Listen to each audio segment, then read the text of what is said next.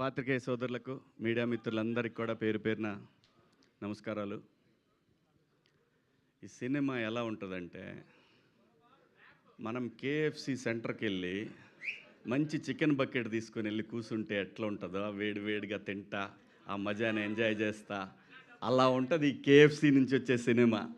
ఇదైతే పక్క. అక్కడ చూడండి, ఆయన అసలు పెట్టారు కోనా ఫిలిం కార్పొరేషన్ కేఎఫ్సి. ఏ మాత్రం ఆ బ్రాండ్కి తగ్గదు. ఇది చాలా మంచి లవ్ స్టోరీ అండి. ఇది నాకు కథ తెలుసు. మనల్ని ఒక పాత్రకి అడిగారు, ఏ పాత్ర అయి ఉండొచ్చు, రొటీన్గా ఉంటుందని నేను మా వాడితో అన్నా, వద్దురా ఇది దీంట్లో కాదులే, మనం వేరే దాంట్లో చేద్దాం. పైగా మా శ్రీదేవి తను ఎంత గొప్ప ఆర్టిస్ట్ అంటే, మీరు అమ్మాయి రీల్స్ ఏమైనా చూసారా? ఓరి బాబో ఏం ఎక్స్ప్రెషన్స్.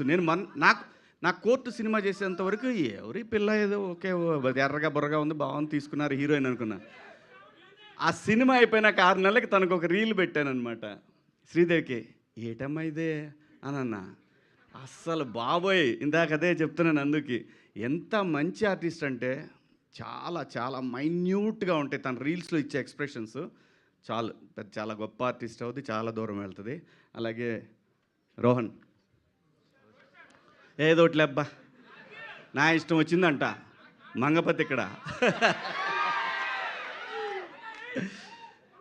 నాకు అది కన్ఫ్యూజు. మాకేమో 90స్లో రోహన్ గాడు ఉన్నాడు, ఈడ రోషన్ గాడు, ఎక్కడ తెచ్చేది నేను. సరే, వీళ్ళిద్దరూ very close to my heart. So మంచి డాన్సరు, మంచి టైమింగ్ ఉన్న artist, long way to go.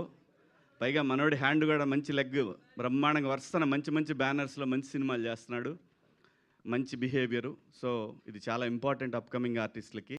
So ఇవన్నీ పుష్కలంగా ఉన్నాయి మా వాళ్ళు. చాలా బాగా చేశాడు ఈ సినిమాలో. మీకు మనోడి డ్యాన్సుల గురించి మీకు చెప్పేదే ఉంది. అందరూ బాగా చేశారు. డైరెక్టర్ గారి కథ నేను విన్నాను, చాలా బాగా చేశాడని చెప్పారు.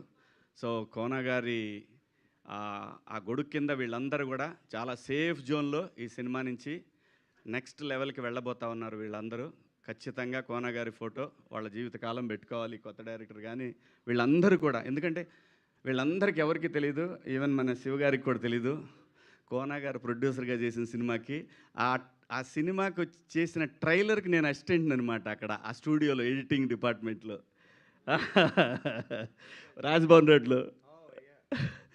తోకలేని పెట్ట, ఇది ఆయన ప్రొడ్యూసరు. నేను అప్పుడు ఎడిటర్గా పనిచేస్తున్నాను. సో ఆ సినిమాకి ఒక సీనియర్ ఎడిటర్ ఉన్నాడు, ఆయన దగ్గర నేను ఆ టైంలో నేను అసిస్టెంట్గా పనిచేస్తున్నానండి. అక్కడ పరిచయం, నాకు అక్కడ తెలుసు, నేను పరిచయం లేదు ఆయనకి, ఆయన నాకు తెలుసు.